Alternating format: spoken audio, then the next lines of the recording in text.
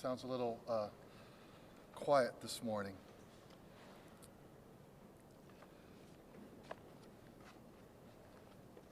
Well, good to see y'all again.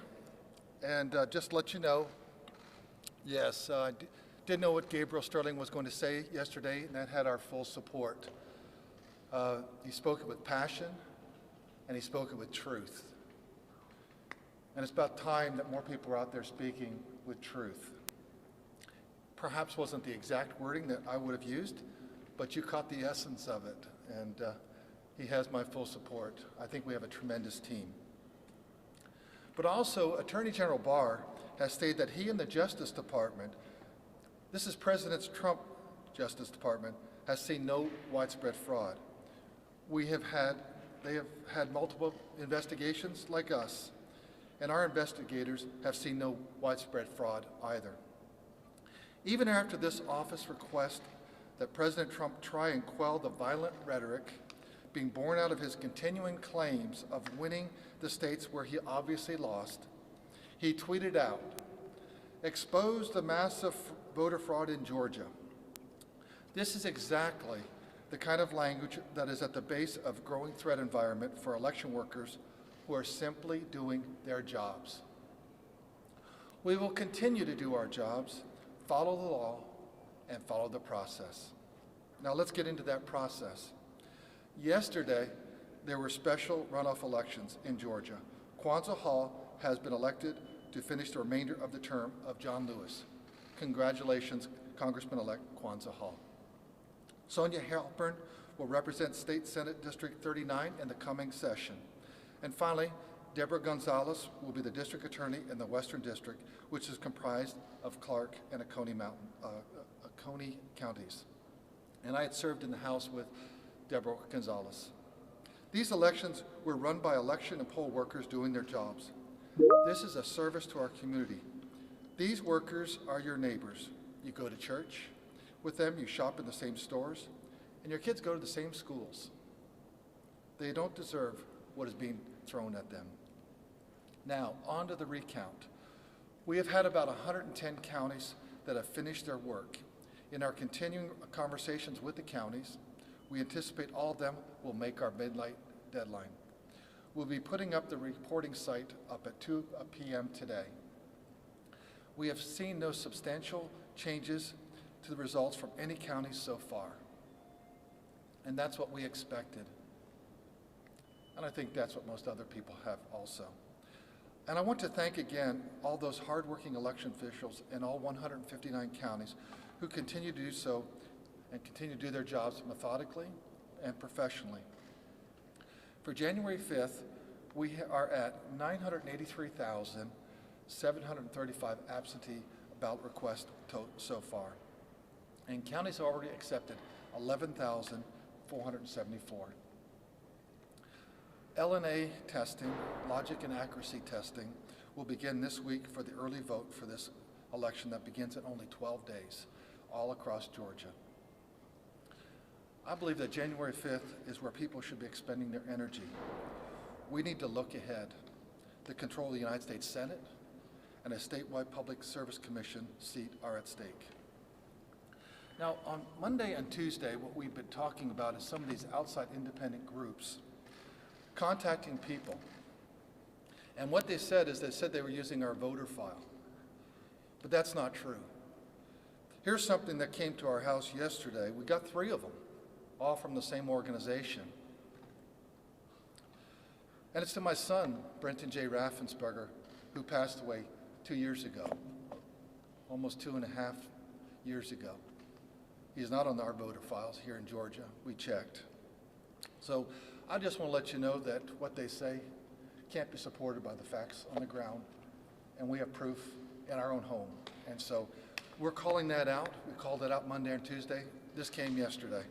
So just interesting how timing works out that way. I'm grateful for all those who serve their communities. I want to extend grace to those that seemingly have hate in their heart. We've all been through an awful lot. As many of us have said, we wish that our guy would have won the election, but it doesn't look like our guy has won the election, and it looks like Vice President Biden will be carrying Georgia, and he is our president-elect. I encourage all of you to stay engaged, advocate for your values, policies, and goals you believe, argue, persuade, and engage, but do so peacefully. We are a nation of laws and not of men. We have to remember that we have systems and policies and procedures and institutions that have served us well. We would do well to secure, protect, and enhance those institutions, and to further protect and defend our Constitution and our nation. Thank you.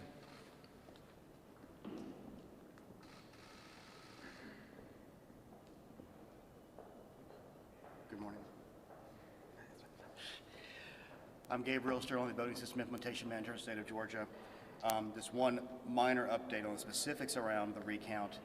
We got a call in this morning that Fulton County on Monday, when they had completed the hand audit, for some reason thought there likely wouldn't be a recount and started boxing everything back together, including the absentee in person, which is the early vote, and the election day votes in the similar boxes. So on Monday, they accidentally scanned, I don't know how many boxes, but some number of boxes of advanced voting into the election day bucket of votes.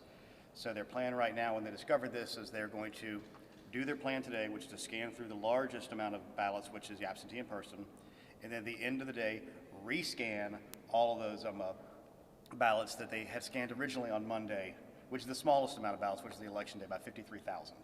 There's about 315,000 advanced in person and 53,000 election day votes.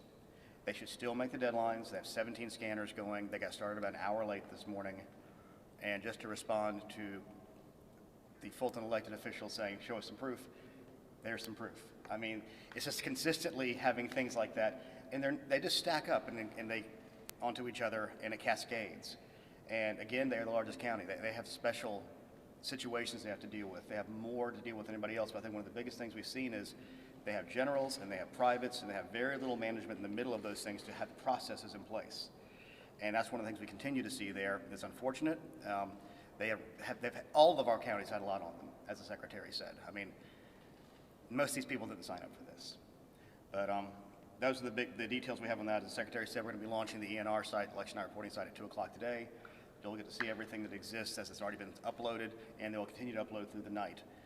And we have given a deadline to the counties that if they do have a change in the outcomes, they're going to recertify at the county level by noon on Friday.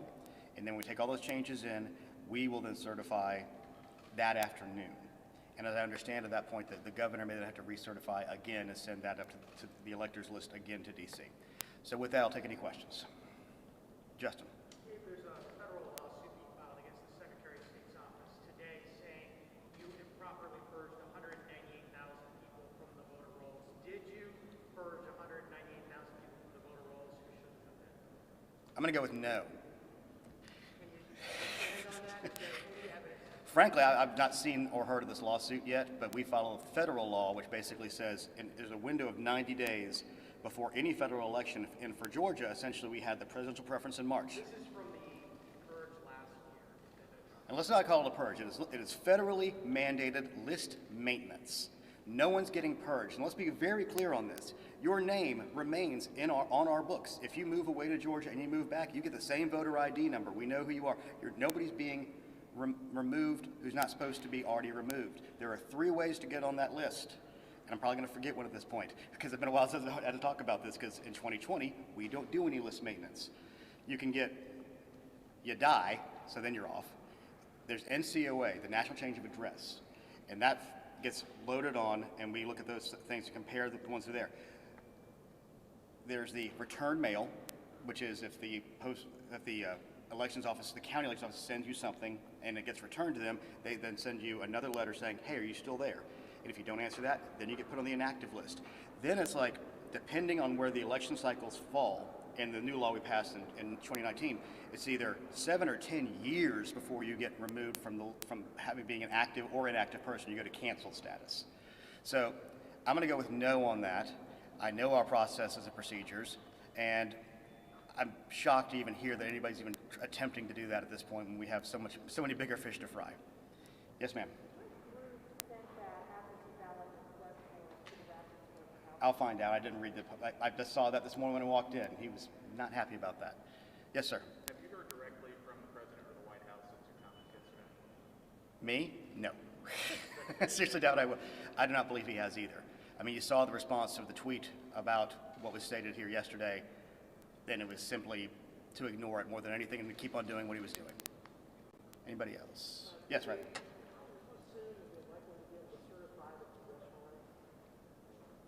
I don't know.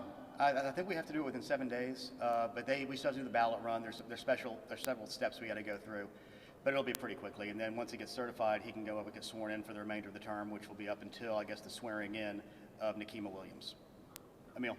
How similar or dissimilar is the uploading process for the counties for this recount as opposed to election night that they were doing? It's going to be relatively similar. They're not going to have as many cards to put into the EMS on the front end, but they're going to be able to just basically take the jump drive and put it into the ENR. We're using the same CITL system we normally use, so it'll look the same to everybody as well. Yes, sir. The investigation, I understand things are fluid here, but the investigation into the outside groups for the January 5th runoff, is there an estimated timeline of how long that investigation will take, or would we hear from you guys about any? Well, when you keep on kicking over rocks and keep on finding new things, it always expands the timeline of the investigation. So I don't have a timeline yet. I'm not an investigator. We do talk to Francis Watson, our chief investigator, regularly to see where we stand on these things. But let's remember, we have 250 active investigations just from 2020, the majority of which have been coming from the general election. And I think 18 of which surround absentee ballots. And then we have these new ones coming in about third-party groups. And I'm not sure how many of those qualify in the ones that are trying to potentially encourage people to commit felonies by registering illegally. But we are continuing a pace on trying to track these things down. And part of this is about making sure they act responsibly. Third-party groups have every right to register people. They don't have a right to encourage people to break the law, to confuse and frighten people by sending things to their dead relatives, and then it undermines the overall confidence in the system the same way the President's Trump comments are. I mean, I find it somewhat ironic that Stacey Abrams is coming out and claiming the higher moral ground because she set the stage for a lot of this by her claims the system was rigged. It's the same thing, two sides of the same coin.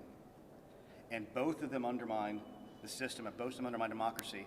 I was talking to a friend of mine from DC yesterday, and he said it was crazy how the left was undermining their own voters from believing in the system, and now it's crazy that the right is doing the same thing. And we're seeing now the left is exploiting that. We see these billboards up saying that Loeffler and Perdue were not there for Trump. We don't need to be there for them. Discouraging people from voting is not the right way to go about this. Fight about your values, argue, engage, persuade, win over the votes. All the stuff we're talking about here is election administration. Everybody has the same access to these things. Let's go to the drop boxes real quick. That some Republicans are upset about drop boxes. They say it encourages ballot harvesting. This secretary helped pass a law that outlawed ballot harvesting for the first time. And if you really want to talk about what's less secure, the drop boxes are monitored 24 hours a day by video cameras. A United States Postal Service box isn't. So somebody can walk in with 300, stamped envelopes and put them into a USPS box, and it's less secure than if they tried to do it under video surveillance. All these steps are there evenly for everybody. How you choose as a campaign and as a party, as a consultant or whatever to use them is up to you. In my life, in my old life, I used to be a political consultant. I guess some people know that now after the last 24 hours. I used to say, however the hell you want to vote, go do it. And I'll encourage you to do it that way. And we loved banking votes early in early voting. We loved banking votes in absentee. It was a great way to make sure you got those players off the field and you could focus on who was left. I mean, some of this stuff is blocking and tackling for both parties. But it's important to realize that what we do is we set the stage, we set the playing field, and everybody has to follow the same rules and everybody has the same opportunities. That is the goal. That is the goal. Yes, ma'am. Claire. Okay, take it off. I can't hear you. Yes. If it's one vote different, they have to recertify. So that's what we're really seeing is 1, 2, 3 off, and some of it's going to come down to the adjudication differences, the hand-marked absentee ballots, which is where you see all the issues. The BMD ballots are great because there's no doubt who they voted for. Voter intent is absolutely certain.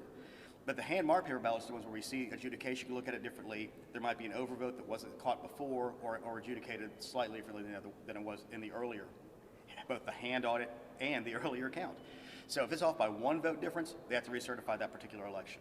And then if one county has to recertify 1 vote, then the state has to do the entire recertification again. So we do know that those counties exist. I do not have a count of them. Hopefully by this afternoon I can tell you. In fact, we could probably all look at the ENR site by the time we do another press conference, and we'll know exactly how many there are. Yes, sir. There's a couple of state senate hearings tomorrow on issues and concerns that have been raised about voting in Georgia. Is that helpful? Do you all plan to participate? I know we're participating. We were invited to participate in at least one, and I think any discussion of election processes can be helpful on the education side, because what's happening right now, in large part, is the president and his lawyers are exploiting a lack of understanding of a lot of these situations. The situation we saw in Gwinnett, that was being, looked at by people who have zero clue about how elections work, was spun up into something of data manipulation when this young man was simply. I'll say it again just to clarify. The election management system is the sort of the brains of the election operation. There is a report on there called a batch report, which basically says we have done this many batches, there are this many ballots in these batches. And he was taking that report off because to save money, there is no Excel on the EMS because there's a license you have to pay for that. So they took it over to the county computer. And having no understanding of that, we have people out there from QAnon and other things saying, this man is committing treason. They're exploiting the lack of understanding. They're exploiting people's fears. And that's what leads to all this stuff. So any opportunity to answer these kinds of questions to the senators or representatives or anybody who wants to have a better understanding of how the systems work and about the real security and process we have in place will be welcomed. Yes? I know you guys are wary of double voting. Can you kind of clarify, if you voted somewhere else, say in the general election, are the runoffs not a different election? Runoffs are a completely different election, and whether you voted in it or not, you can vote in the upcoming runoff. If you're a registered voter in Georgia, that's fine. All right. Yes, sir. Is your estimation still that you would recertify Friday afternoon? Yes, we have a cutoff deadline for the counties to recertify by noon on Friday, and we will do it at some point after that once we get all the final uploads and make sure everything is correct. That it? All right, thank you all very much. Have a great day.